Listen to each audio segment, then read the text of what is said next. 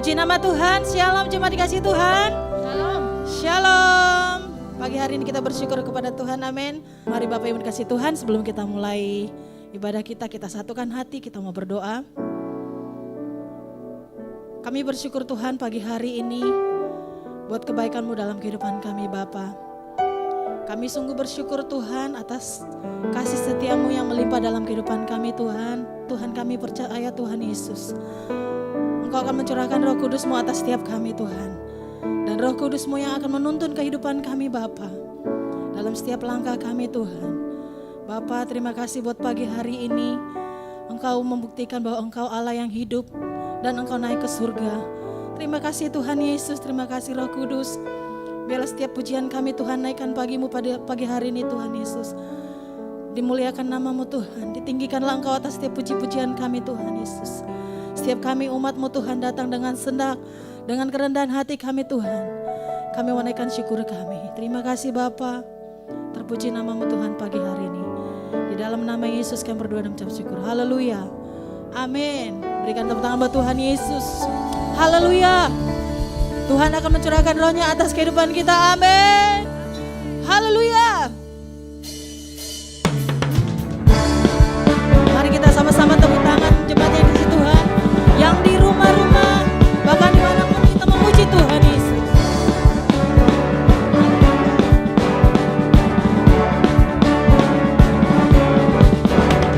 Tuhan, curahkan Roh-Mu atas manusia di bumi.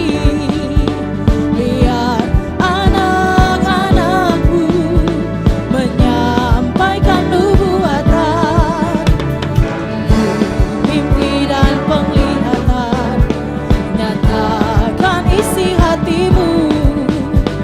Biar iman kami bangkit, surga nyatakan kedahsyatan hari-Mu. Kan ada kebangkitan yang besar, kan ada pemulihan di negeri kami. Kan ada kebangkitan yang besar, yang berseru kepada Yesus diselamatkan. Haleluya. Tuhan, curahkan Roh-Mu atas manusia di bumi. Biar anak-anak-Mu menyampaikan nubuatan, mimpi dan penglihatan, nyatakan isi hati-Mu.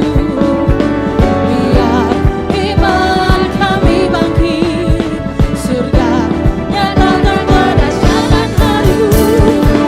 Kan ada kebangkitan yang besar, kan ada pemulihan di negeri kami. Kan ada kebangkitan yang besar, yang berseru kepada Yesus diselamatkan. Kan ada kebangkitan yang besar, kan ada pemulihan di negeri kami. Kan ada kebangkitan yang besar, yang berseru kepada Yesus diselamatkan. Tepuk tangan di atas kepala yuk. Kan ada kebangkitan yang besar, kan ada pemulihan di negeri kami. Kan ada kebangkitan yang besar, yang berseru kepada Yesus diselamatkan. Yang berseru kepada Yesus diselamatkan.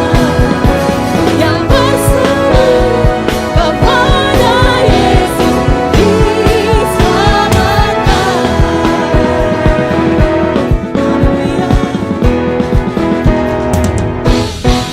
Haleluya.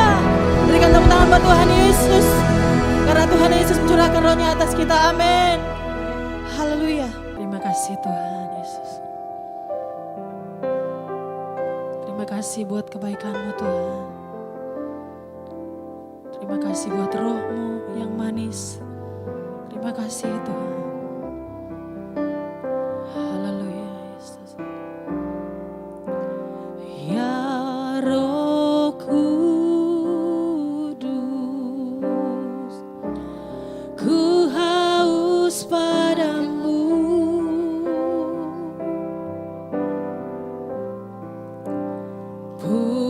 Puaskan sekarang kerinduanku.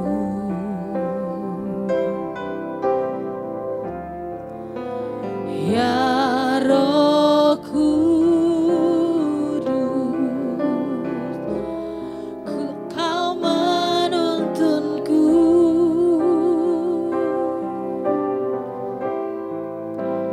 Pimpin langkahku, ku taat selalu. Nyatakan kemuliaan-Mu Tuhan. Nyatakan kemuliaan-Mu di tempat ini ya Tuhan Allahku. Beriku belas kasihan-Mu.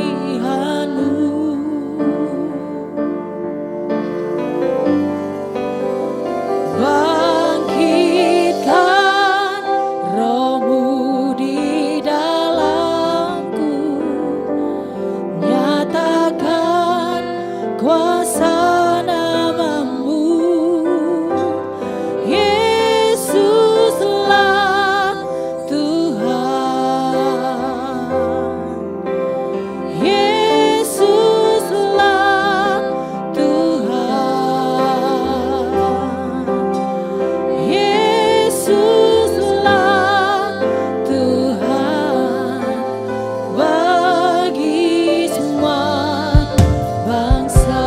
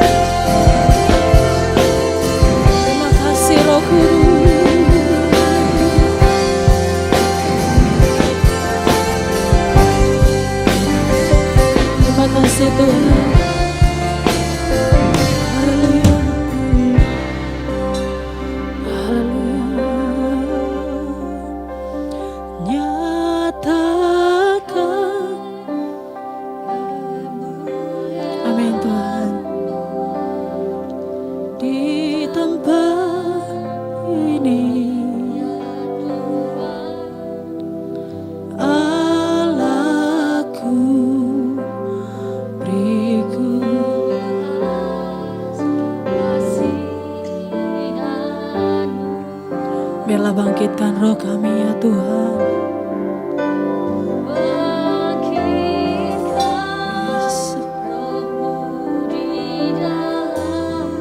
Amin. Nyatakan kuasa namamu,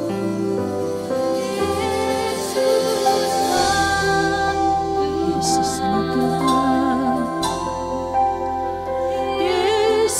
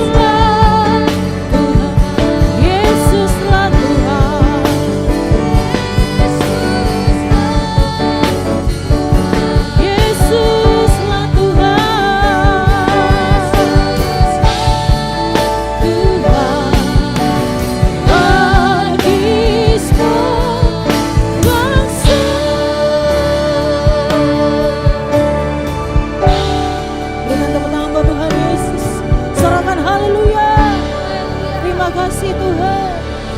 Haleluya.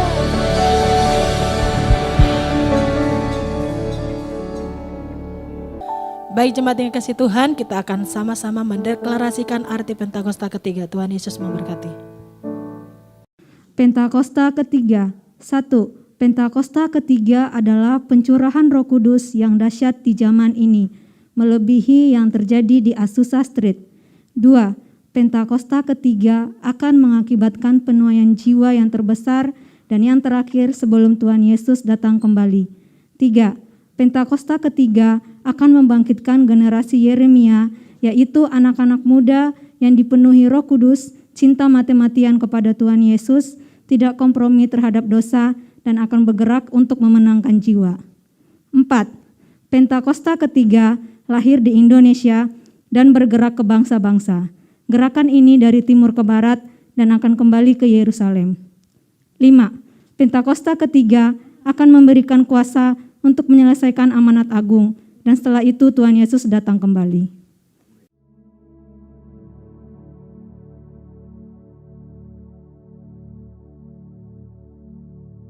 Shalom semuanya. Tahun 2024 adalah tahun untuk bangkit. Jadi teranglah.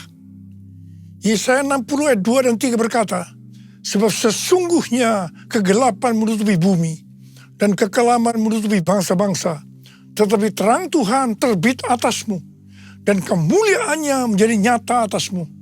Bangsa-bangsa berduyun-duyun datang kepada terangmu dan raja-raja kepada cahaya yang terbit bagimu.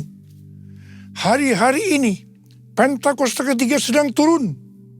Dan Tuhan Yesus berkata dalam Matius 5 ayat 14 sampai dengan 16 bahwa kita adalah terang dunia. Hendaknya terang kita bercahaya di depan semua orang supaya mereka melihat perbuatan kita yang baik dan memuliakan Bapa kita yang di sorga. Bangkit dan jadi teranglah, artinya kita harus taat kepada tuntunan Tuhan secara radikal. Pada waktu Musa dan orang Israel berjalan di padang gurun, mereka dituntun tiang awan dan tiang api. Mereka secara radikal harus taat kepada tuntunan Tuhan ini.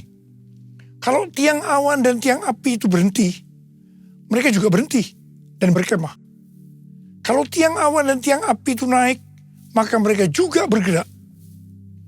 Berapa lama pun awan itu diam di atas kemah suci, baik 2 hari, sebulan, atau lebih lama, orang Israel tetap berkemah dan tidak berangkat. Tetapi ketika awan itu naik, barulah mereka berangkat. Jadi atas titah Tuhan mereka berkemah. Dan atas titah Tuhan juga mereka berangkat. Seperti yang dilakukan oleh orang Israel pada waktu itu.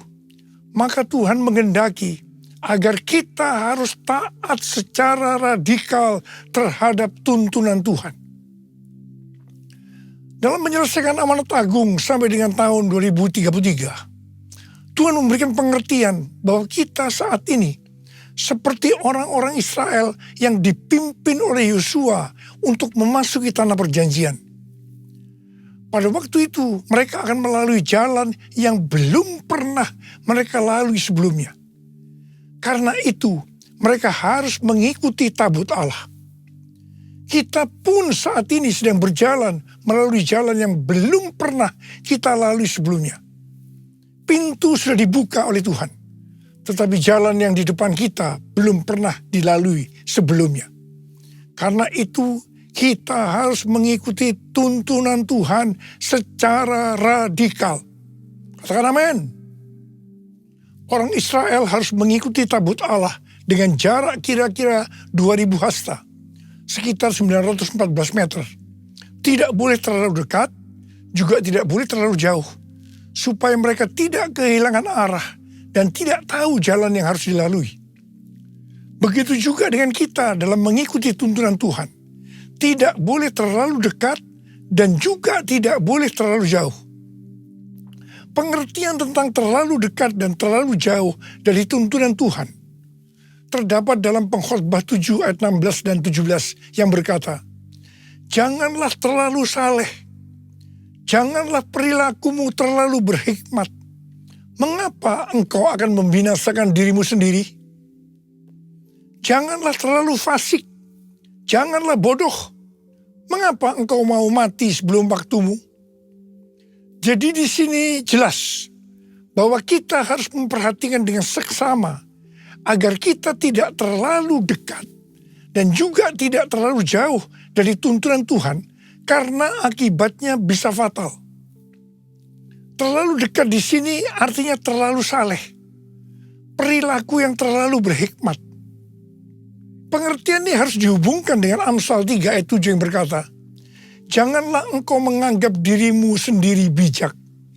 Takutlah akan Tuhan dan jauhilah kejahatan." Ini juga bisa diartikan jangan sok rohani. Jangan paling benar sendiri. Ingat, akibatnya bisa fatal. Sedangkan terlalu jauh bisa diartikan terlalu fasik dan bersikap bodoh. Ingat, akibatnya bisa fatal. Supaya kita tidak terlalu dekat atau terlalu jauh dari tuntunan Tuhan, maka kita harus memperhatikan pesan Yosua kepada bangsa Israel yang akan masuk ke tanah perjanjian dengan mengikuti tabut dalam Yosua 3 ayat 5. Kuduskanlah dirimu, sebab besok Tuhan akan melakukan perbuatan yang ajaib di antara kamu. Jadi kita akan tahu kalau kita tidak akan menyimpang dari tuntunan Tuhan, kalau kita menguduskan diri untuk menyelesaikan amanat agung sampai dengan tahun 2033. Jalan yang kita tempuh belum pernah dilalui sebelumnya. Karena itu kita harus menguduskan diri supaya tidak menyimpang dari tuntunan Tuhan. Layaklah segala bangsa sujud kepadamu, sebab Kau Allah yang kudus, layak disembah. Layaklah segala bangsa sujud kepadamu, sebab Kau Allah yang kudus, layak disembah. Layak disembah. layak disembah.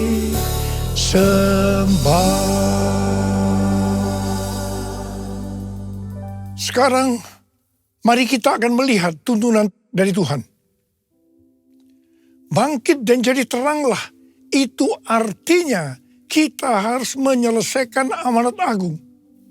Kita harus memuridkan, dan hanya murid yang bisa memuridkan.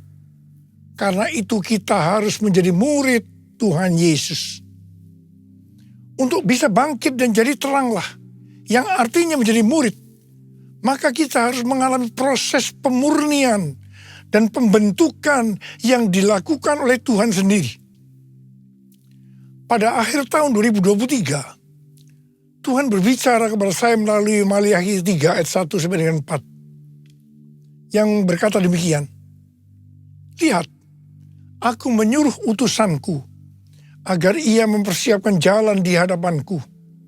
Tiba-tiba Tuhan yang kamu cari akan datang ke bait-Nya. Utusan perjanjian yang kamu inginkan itu sesungguhnya ia datang. Firman Tuhan semesta alam. Siapakah yang dapat tahan akan hari kedatangannya? Siapakah yang dapat tetap berdiri ketika ia menampakkan diri? Sebab ia seperti api pemurni logam dan seperti sabun penatu. Ia akan duduk seperti orang yang memurnikan dan menahirkan perak. Ia menahirkan orang Lewi, menyucikan mereka seperti emas dan perak, supaya mereka menjadi orang-orang yang mempersembahkan kurban kepada Tuhan dalam kebenaran. Maka persembahan Yehuda dan Yerusalem akan menyenangkan hati Tuhan, seperti pada hari-hari dahulu kala, dan seperti tahun-tahun purbakala. Pastor D, pendoa syafaat saya yang berada di Perth, Australia, memberikan pesan Tuhan kepada saya bahwa tahun 2024 ini adalah tahun tiba-tiba. Baptisan api atau pemurnian gereja akan terjadi secara tiba-tiba dan kemuliaan Tuhan turun. Hal ini akan mengakibatkan penuaian jiwa akan terjadi secara cepat. Mereka berbondong-bondong masuk ke dalam kerajaan Allah. Mereka datang dari berbagai lapisan masyarakat. Orang tua dan anak-anak muda dari berbagai macam latar belakang. Anak-anak muda akan lapar dan bergairah untuk Tuhan. Pentakosta ketiga akan dinyatakan seperti belum pernah terjadi dan disaksikan sebelumnya. Karena hal itu akan terjadi di rumah-rumah, melalui penyembahan, sehingga terjadi kesembuhan, mujizat, pencurahan Roh Kudus yang akan menarik jutaan jiwa ke dalam kerajaan Allah. Haleluya! Curahkanlah kuasa-Mu Tuhan, mujizat terjadi di tempat ini. Curahkanlah kuasa-Mu Tuhan, mujizat terjadi sekarang ini. Curahkanlah kuasa-Mu Tuhan, mujizat terjadi di tempat ini. Curahkanlah kuasa-Mu Tuhan, mujizat terjadi sekarang ini. Mujizat terjadi sekarang ini. Mujizat terjadi sekarang ini. Tuntunan Tuhan yang kedua sebagai berikut. Bangkit dan jadi teranglah, artinya mendeklarasikan kemenangan ketika dicobai iblis.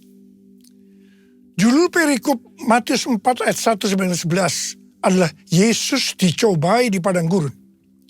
Di sini Tuhan Yesus yang dalam kondisi lapar setelah berpuasa 40 hari 40 malam dicobai iblis. Ada 3 jurus pencobaan yang diberikan oleh iblis kepada Tuhan Yesus. perlu dicatat bahwa 3 jurus pencobaan iblis ini juga secara terus-menerus ditujukan kepada orang-orang Kristen. Seperti Tuhan Yesus yang menang ketika dicoba iblis, maka kita pun harus menang. Bangkit, jadi teranglah. Kita akan melihat 3 jurus pencobaan yang dilakukan oleh iblis. Jurus pertama, iblis berkata kepada Tuhan Yesus, "Jika engkau anak Allah, perintahkanlah supaya batu-batu ini menjadi roti." Iblis tahu bahwa Yesus sedang lapar. Dia butuh roti. Di sini iblis menekankan bahwa hidup di dunia yang paling penting mencari roti. Roti berbicara tentang hal-hal yang jasmani. Kalau tidak ada roti, maka akan mati.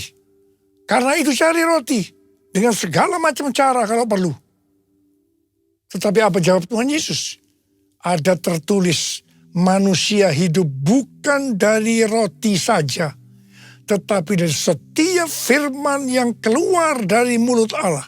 Haleluya! Tuhan juga berpesan kepada kita bahwa kamu jangan khawatir apa yang akan kamu makan, apa yang akan kamu minum, apa yang akan kamu pakai. Semua itu dicari oleh bangsa-bangsa yang tidak mengenal Allah. Tetapi Bapamu yang di sorga tahu bahwa kamu memerlukan semuanya itu. Karena itu, cari dahulu kerajaan Allah dan kebenarannya. Maka semuanya, apa yang sudah butuhkan akan ditambahkan kepadamu. Carilah dulu kerajaan Allah dan kebenarannya, maka semuanya akan ditambah padamu. Haleluya, haleluya, haleluya,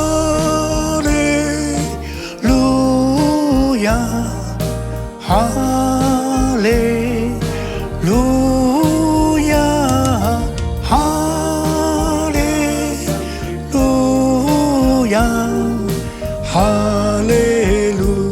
haleluya, haleluya, haleluya, haleluya, haleluya. Jurus yang kedua, iblis membawa Tuhan Yesus ke kota suci dan menempatkan dia di pinggir atap bait Allah. Lalu iblis berkata kepada Tuhan Yesus, "Jika engkau anak Allah, jatuhkan dirimu ke bawah. Sebab ada tertulis mengenai engkau, ia akan memerintahkan malaikat-malaikatnya, dan mereka akan menatang engkau di atas tangannya, supaya kakimu jangan terentuk kepada batu." Tuhan Yesus langsung menjawab, "Janganlah engkau mencobai Tuhan Allahmu." Tuhan Yesus tahu tentang hukum gravitasi, bahwa kalau dia menjatuhkan diri ke bawah, akan mati. Memang firman yang dikutip oleh iblis itu, bahwa dia akan menyuruh malaikat untuk menyelamatkan. Tetapi ini adalah logos, bukan rema. Artinya firman yang dikutip iblis ini, bukan berbicara kepada Tuhan Yesus. Pendeta Yonggi Cho pernah bersaksi tentang 4 gadis yang baru pulang dari KKR dan mereka sedang on fire. Mereka harus menyeberangi sungai yang pada saat itu sedang banjir. Mereka berkata satu dengan yang lainnya tentang firman mengenai Petrus yang berjalan di atas air. Kalau Petrus bisa berjalan di atas air, kita juga pasti bisa. Dengan bergandengan tangan mereka menyeberangi sungai yang banjir tadi. Apa akibatnya? Akibatnya 4 gadis itu mati terseret banjir. Mereka rupanya tidak mengerti bahwa Petrus bisa berjalan di atas air karena disuruh Tuhan Yesus. Jadi Petrus itu sebenarnya berjalan di atas firman Tuhan. Iblis berusaha untuk menjebak kita dengan jurus seperti ini. Saya diingatkan tentang faham Hyper Grace yang berkata, kalau kita sudah lahir baru, kita bisa melakukan apa saja. Dan Bapa di surga pasti tersenyum. Artinya kita tetap selamat. Ini yang disebut mencobai Tuhan. Hati-hati. Jurus yang ketiga, iblis membawa Tuhan Yesus ke atas gunung yang sangat tinggi dan memperlihatkan semua kerajaan dunia dengan kemegahannya. Iblis berkata, semua ini akan kuserahkan kepadamu jika engkau sujud menyembah aku. Langsung Tuhan Yesus berkata kepada iblis, enyahlah iblis, sebab ada tertulis, engkau harus menyembah Tuhan Allahmu, dan hanya kepada Dia sajalah engkau berbakti. Ingat, penguasa dunia ini adalah iblis. Dia bisa memberikan kepada siapa saja yang dia kehendaki, yaitu orang-orang yang mau menyembah dia. Jurus ini banyak mengalahkan orang-orang Kristen. Hati-hati. Hati-hati. Sesuai dengan perumpamaan tentang seorang penabur, maka Tuhan Yesus berkata, orang Kristen yang tidak berbuah disebabkan karena kekhawatiran dunia, tipu daya kekayaan, dan kenikmatan hidup. Ini adalah tipu daya si iblis. Kita harus bangkit, jadi teranglah. Kita harus mendeklarasikan kemenangan. Kita waktu dicobai si iblis. Saudara-saudara, kita semua harus menjadi pemenang. Yang mau menjadi pemenang katakan amin. Sebab hanya pemenang yang masuk surga. Sekali lagi saya mau katakan, hanya para pemenang yang masuk surga. Mari katakan bersama saya. Kitalah umat pemenang, kita umat pemuji, kita anak perjanjian, Yesus telah bangkit, kalahkan maut. Bangkit, ya lahir baru, jalan dalam kuasa darahnya, jadi ahli warisnya, anak Allah, anak Allah, anak Allah. Hei anak Allah, hei hei hei. Kitalah umat pemenang, kita umat pemuji, kita anak perjanjian, Yesus telah bangkit, kalahkan maut. Bangkit, ya lahir baru, jalan dalam kuasa darahnya, jadi ahli warisnya, anak Allah, anak Allah, anak Allah, hei anak Allah, hei hei hei hei. Mari angkat tangan kita di hadapan Tuhan, mulai berbahasa roh. Yang sudah berbahasa roh, kita berbahasa roh.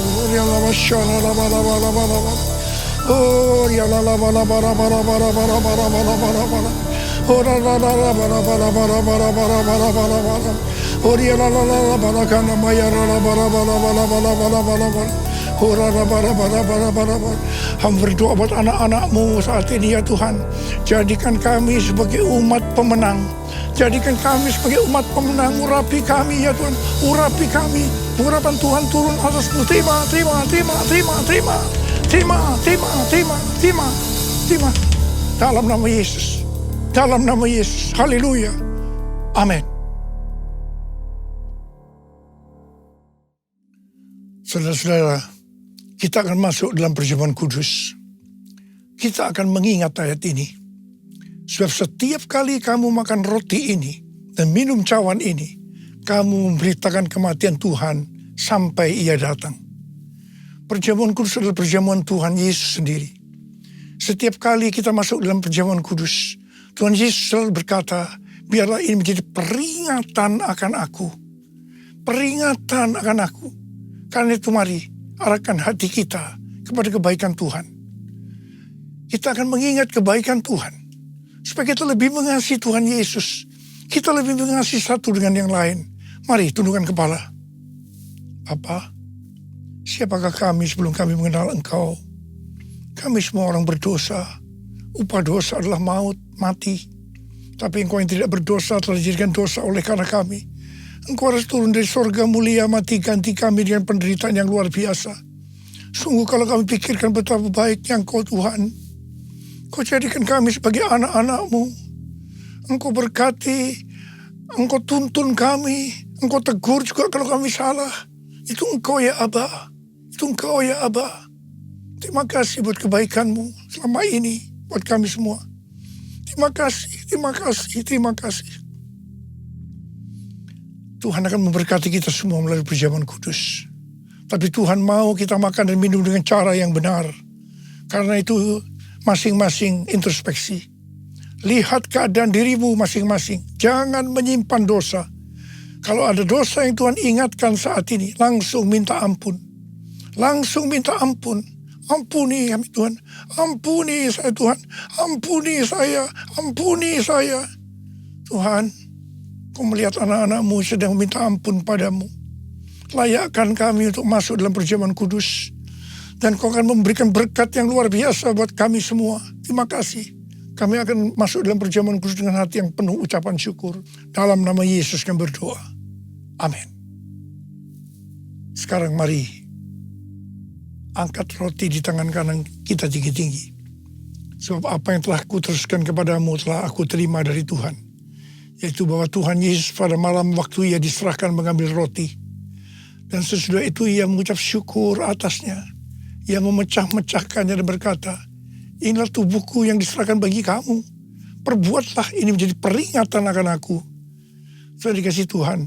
Bukankah roti yang kita pecah-pecahkan ini adalah persekutuan kita dengan tubuh Kristus? Mari kita makan dalam nama Yesus.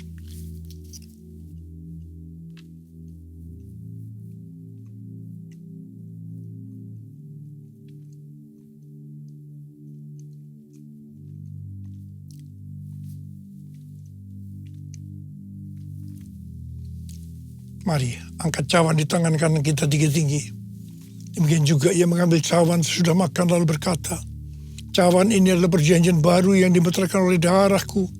Perbuatlah ini setiap kali kamu meminumnya menjadi peringatan akan aku.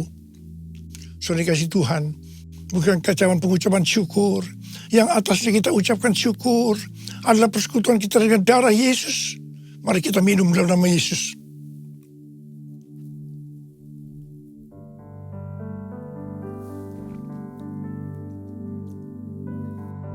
Mari angkat tangan kita di depan Tuhan. Ucapkan syukur dan terima kasih dengan suara, jangan diam. Tuhan, terima kasih ya Tuhan. Terima kasih ya Tuhan. Terima kasih ya Tuhan. Terima kasih ya Tuhan. Terima kasih, terima kasih. Angkat tangan saudara di hadapan Tuhan. Tuhan, Kau melihat anak-anak-Mu sedang angkat tangan di hadapan-Mu. Saat ini Kau sedang menyembuhkan yang sakit. Kau sedang membebaskan yang terikat. Kau menghibur yang susah. Engkau menguatkan yang lemah.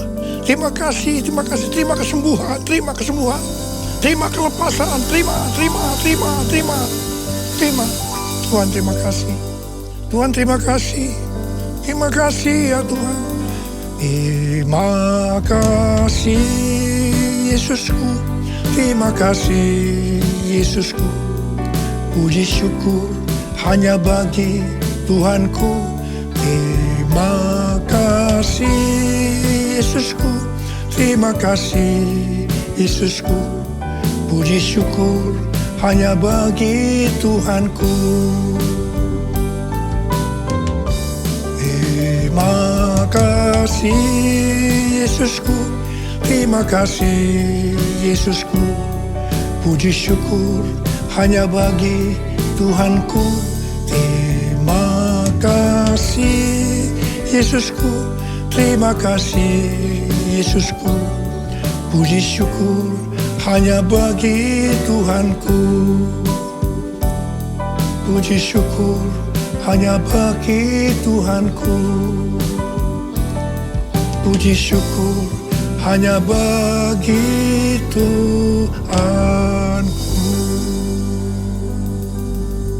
Makasih Tuhan. Terima kasih Tuhan. Terima kasih. Sekarang terimalah berkat Tuhan. Kasih karunia berlimpah-limpah daripada Allah Bapa dalam anak yang tunggal Yesus Kristus. Persekutuan yang manis dengan Roh Kudus menyertai kita semua. Mulai hari ini sampai Tuhan Yesus datang menjemput kita di awan-awan dan bahkan sampai selama-lamanya. Yang percaya bersama-sama katakan, amin.